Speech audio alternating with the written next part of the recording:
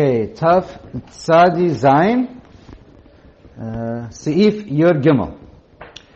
Okay, so here we're discussing where you set aside some of the birds, and we're wondering if maybe they got switched with other birds. Are they muksa or not muksa?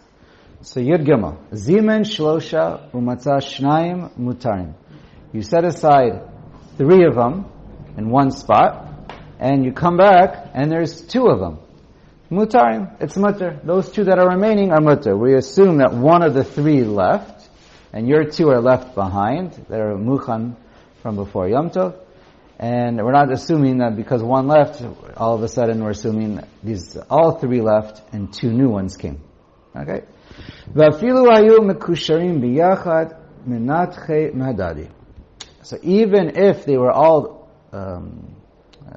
tied up, and then you come back and you see them untied, it's normal for animals, even some people are able to wiggle themselves out of knots, and that's not a raya that it must be different birds. Okay.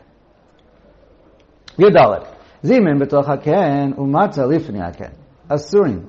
If you set them aside in a particular nest, and these are the birds that you're going to shecht for Yom Tov, comes Yom Tov and you find that they're not there. They're near the nest. They're around the area, but they're not in the nest.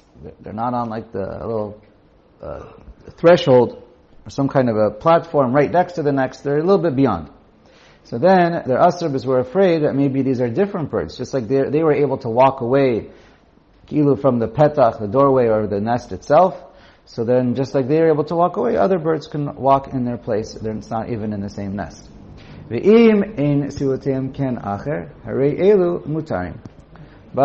within, we're going to see it's within 50 amos, there's no other nest in the area. This is the only nest within 50 amos, then it is mutter even if it's away from the nest. Right? Within 50 amos.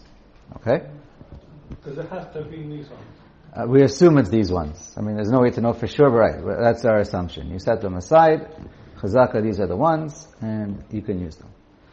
Alright, there's no other nest within 50 amos. Now, what are we talking about? Which kind of birds or chicks are we talking about? That they're the ones that are able to hop around, wobble around, walk around, little jumps, whatever, but they're not flying around. But if they're able to fly all around, asurim. So once they're away from their nest, even if it's close by, but they're away from the nest, then they're asur. Even if there's no other nest within 50 amos, because we're assuming that birds, right, these can fly. So you lose that chazaka, they could have flown away, other ones could have flown in their place just as easy. The concept of 50 amos doesn't mean anything anymore once you're talking about flying birds. Even if there's another, now we're going back to they're just able to hop around, and you're still within 50 amos. There's another qualification here. If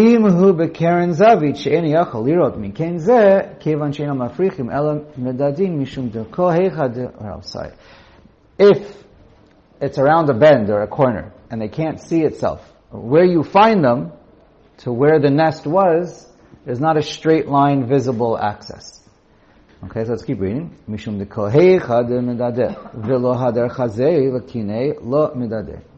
As long as these are not flying birds, we're talking about birds that are hopping around. As long as they can't be within 50 amos, we said, or they can't see their nest wherever they are, they're not going to go back. So if they hobbled around and they, purpose, not on purpose, doesn't matter. They moved around and now they can around the bend, the corner, they can no longer see their original nest. We assume they're not going to go back. So, therefore... No, he's saying that they wouldn't go there. They wouldn't go anywhere. Or they also wouldn't go. Right, they also wouldn't go. Very good. They wouldn't even go there. So the point is, you no longer have a chazaka to say that these are the same ones. And okay. Why not? Thank They're you. not in their own nest. Well, they're not in their nest, and you see them somewhere else. So do we assume that these are the same ones that you set aside Erev Yom Tov in their nest, or are there other birds from the street or your neighbor? Another nest around the corner. They wouldn't have been birds that can't fly from around the corner. Even if there's no nest around the corner. Even if there is a nest around the corner. Either way. I'm saying either way, once it's around the corner, you no longer have a chazaka that those are the same birds that were in No, there. you do have a chazaka. Only You're if saying it's, that even if there is another nest within 50 amas, but it's around the corner, you still have the chazaka. you don't. You do. You don't. I'll read it again inside with you. You need both. You need to be straight line visible, and it has to be within 50 amos. You need both in order for it to be mutter. V'im hizmen toch hakein umatza al petach hakein mutar. Okay, but if it's, the Ramah points out, that's what I alluded to before, if it's on the doorway kilu of the nest, mamish right there, it's like on a little platform, whatever, it's right there, then that's still considered in the same nest. Then it's mutter. Then we can assume that it's the same ones. Okay. We'll go over it afterwards, no problem. Tedvav. Ein Yehudi shehevi doron leYisrael biyom tov, b'neyon ktanim mishovachot sheyesh lo ba'ir, kivan she'ein tzrichim tzeda mutarim. So a non-Jew, he brings a present for his fellow Jew on Yom Tov. He brings them little birds, chicks, that are not flying around.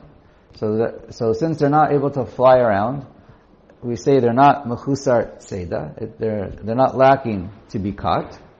So then mutarim, or if they were caught in a small cage from Erev Yom Tov, whatever the situation is, if there's no issue of tzeda, so then mutarim, you're allowed to eat them.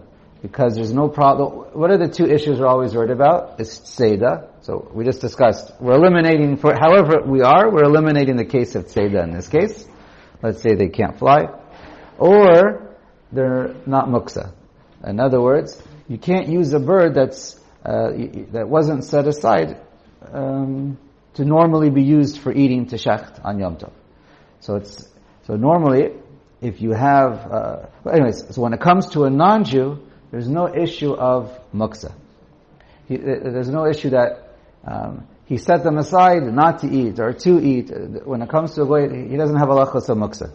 So since he's the owner and it belonged to him, memela we say there's no isser of muksa on them, and memela it becomes as if it's muchan. It's as if it's muchan, not exactly, but it's as if it's muchan, and there's no isser muksa whatsoever. So why is it a problem of tzeda? Why is it a problem with Seder? So in this case, there is no problem with Seder. So therefore, he's able to bring it. A goy shehevi doron yom tov mutarim.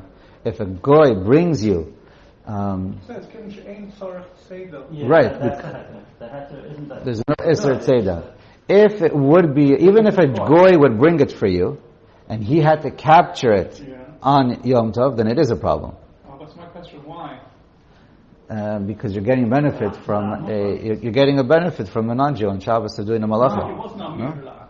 He did it on his own. No, that's not wrong. But he's doing it for you. The problem is that they weren't muchan. No, that's not a problem. Yeah, they are. That's the problem. Look in I did look at it. There's no muchan issues by a goy. No. Even if a Jew had brought those same birds, it would have been okay because they're not muchan. Right. But a non-Jew, unless you had a mind to eat it, it's muksa. It's not muchan. So you also need that part. Well, of course, you always need both. But by a goy, there's no issue of muksa. Yeah. There's no issue of muchan. It's a mela, always muchan. That's what I tried to say. Okay. We're going to see about tchum. We're going to see about a There tchum. wouldn't be small birds that are not muchan. It would be not Then it would be a problem. Even though the guy is always muchan. Unless it's in a little cage from Erev Yom Tov. Yeah. But the only point, the point of the Shulchan Aruch is you usually don't have to worry about the muksa point. Okay. With the non-Jew. We're going to see it's going to come up a few more times, or at least a couple more times by tchumin. Just to review, if a goy brings his bird of outside the tchum, let's say he drove it to you from outside the tchum, so if he brings it for you, whoever he brings it for, it's aser, because the bird did come outside of the tchum, and if he brings it, but if it's any other Jew, is allowed to benefit. That's a straight halacha we learned, and we're going to learn a couple more times. Okay, so, alright. This case wasn't discussing tchum. I just wanted to, so we don't get mixed up. That's why it says ba'ir. Exactly. Sheish lo ba'ir, shkayach. We'll discuss the tchum inside soon. Ted Zayin. Hashochet behema b'yom tov. Now, you take your bird and you shecht it. Okay? Or your behema, your animal, whatever. Tov lo shelo yivdoch ad sheyavshit. The smart thing to do is telling you in Eitzah Tova, don't check the animal, don't do bedikas sereya, don't do any kind of bedikas that you need to do until after you flay all the hide. You remove all the skin. Okay? Why? She'im timatzeh. Shreifa, what happens if after, let's say you find out when you do bedika, it turns out, this is a treifa. So then the halacha is, lo yehi rashai lahavshita. You're not allowed to flay and remove the hide anymore. Even though you're going to lose money. So the Eitzah Tova is, we don't want you to lose money. Because if you don't remove the, I'm not exactly sure the Metzias, but if you don't remove the hide right away, you're going to lose money. It might get ruined, it might be too difficult later, whatever it is, it's going to get rotten. I don't know exactly, but the issue is with Metzias, you will lose money. So he's telling you, as long as you don't know it's a treifa, you have a chazaka, rov animals are ksheros, and are not treifos. So as long as you don't remove it, you don't check it, it's 100% mutter to move. Hafshata is one of the lamitet malachos. But you're allowed to do hafshata, it's tzarech ochel nefesh. So do it now while it's still mutter versus afterwards.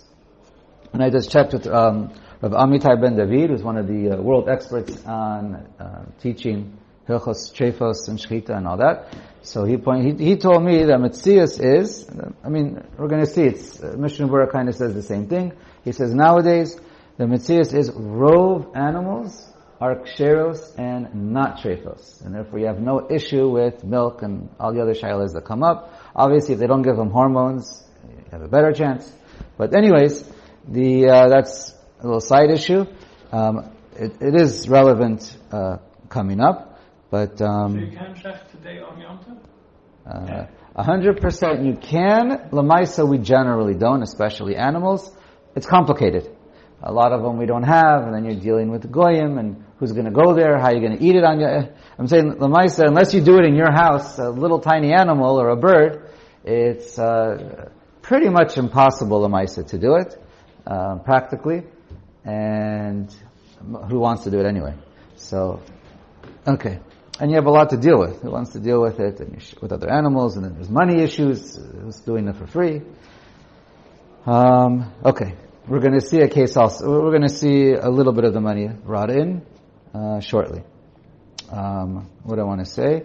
Now, it's true that most animals are not nowadays, with all of our chumras, it's true that most animals might not be ksheros, according to all of our chumras with pedikas. But mi'ikar adin, he said there definitely is a rov ksheros. Okay. Okay, Yud Zayin. Im nimtzet treifa. Now, what happens if you find your animal after you do your bedika, you shecht it, you do your bedika, reya, whatever, lungs, and now it comes out to be a treifa. So then, asur lataltala. Now, it automatically becomes a muksa, and you're not allowed to move it, even if it's in the heat, and you decided to shecht in the sun, it was easier for you. It's still asur to move it. You can't even move it into the shade. Mishnah Berurah points out that it could be, it's really the Magen Avraham and many poskim say nowadays it actually is mutter to move it in, because we're afraid maybe with all of our chumras nowadays usually they are usually treifos, the Mishnah Berurah writes in his time, and then you're going to end up having most animals are going to be treifos, and if you start telling people they can't move it into the shade or the refrigerator, then they won't even come to shecht, and it's going to ruin your simchas yontav because they're not going to eat, whatever. But he says, anyways, l'maisa it's not usually done, as he pointed out. And for chicken, he says that's for sure it's still the din. So therefore, if you shecht in it, bottom line, you shecht the chicken, which could be a little bit matzoi, maybe, then it's 100% muksa. Okay, because there isn't that. Most of them are definitely, the birds are definitely kosher, even nowadays, even with all the chumas. So he says, so that's for sure muksa. Okay. Anyway, aval mutar lemochal and Yehudi kedav shetu mechir liYisrael. But b'diavad, what do? You don't want to lose the entire animal, so you sell it to a non-Jew. We do that all the time. Shelo yish, but this has to be careful. You could even sell it on Yom Tov, but you need to give it to him right away before it gets spoiled. When it's fresh, he'll buy it. Afterwards, he's not going to buy it anymore. Shelo yishko v'lo yasker sechum damim. But you can't make a serious specified business deal. You just tell him, you don't even weigh it out. You just tell him, here, this is yours, and we'll deal. Obviously we know it's for sale. It's for whatever the normal rate is, and we'll deal with it later. The exact money. And if he doesn't believe him, which could be the case, yikach mimenu mashkon. So you can't have him sign a contract, but he can give you some kind of a mashkon to make sure he's going to pay you after Yom Tov. Mishnah Berurah points out, by the way, this is all a din according to the Shulchan Aruch, where there's muksa. According to the Ramah, he says in a lot of cases there's not a muksa issue, including this one. Although some say it could be because of nolad. Okay, so it's a machlokas among poskei Ashkenaz. Is it muksa b'maisa or not? Because it's a food for a guy? Well, there might be no din of muksa and Yom Tov. It's general. Again, the truth is we didn't discuss exactly many examples when it applies. But, and this could be a case of nolad, because before it was an animal, now it's a piece of meat. So that's and that for sure the Ramah does say there is muksa by nolad.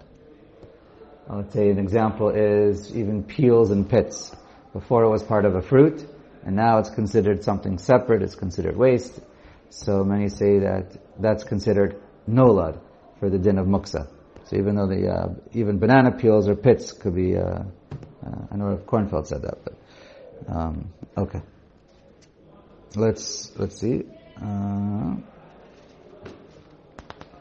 Okay. Mishnah Berurah just points out the only time you're allowed to sell is if it's going to go bad. If you can wait another hour, then don't sell it on Yom Tov, just sell it after Yom Tov, and only when it was shechted on Yom Tov or right before Yom Tov and you didn't have a chance to sell it to a goy otherwise. But lechatchila, we don't want to try and sell it on Yom Tov. Okay. Taf tzadi chet dinei shchita b'Yom Tov. Okay, we'll get a little sample of your idea as we just started. Aleph, ein marin sakin lachacham b'Yom Tov lirot im hu ra'ui lishchot bo.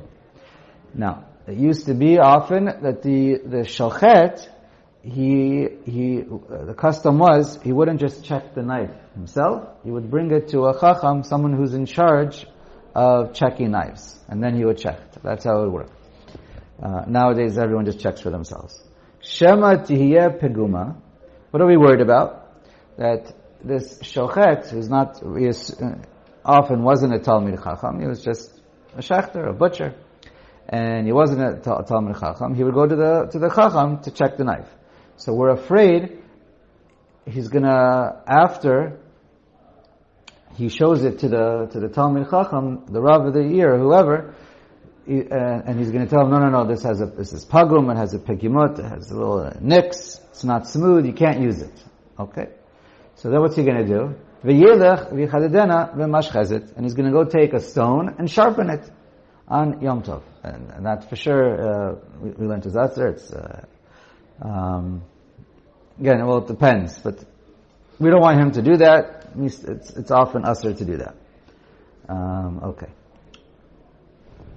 So that's the reason for the Gzeira, you're not allowed to show it to a Chacham on Yom Tov. If you did show it b'di'evet and he said it was kosher, then it's kosher, you're allowed to use it. It's already a done deal, but lechatchila, you're not allowed to show it to him. Okay, but that's... The Chacham not allowed to answer? The Chacham should probably not answer. That's correct. I can't imagine how it could be much for him to answer. Maybe you should. And then you're wondering how the Chacham, I don't know. People make mistakes. V'chacham shira'a sakin la'atzma.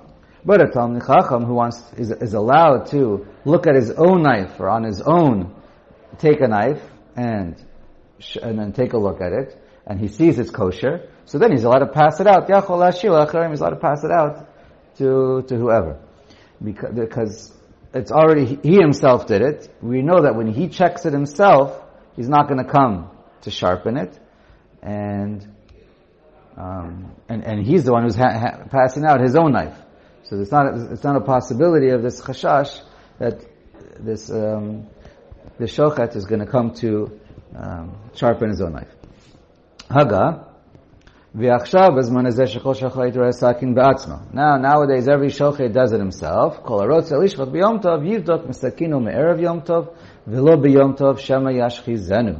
he says, every shochet himself, nowadays, we're all Talmidei Chachamim, right?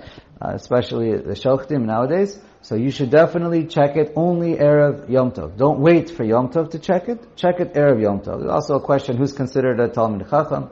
Is every shochet nowadays a Talmidei Chacham or not? It's a question. It's brought up. Okay? But, Erev Yom Tov, but if you didn't check it Erev Yom Tov for whatever reason, and it's a shadat chak, you want to eat on Yom Tov, and you're stuck, you don't have another knife that was checked, since you're considered nowadays a shochet is considered a chacham, at least lagabe shchita knives. He doesn't have to bring it to someone else to check. He always checks it himself. So then b'shat chak you're allowed to. And then we're obviously just pointing out, we're discussing about the bedika beforehand. Whenever you do shchita, you have to do a bedika before and a bedika afterwards. You have to check the knife before and after. So we're talking about the one before.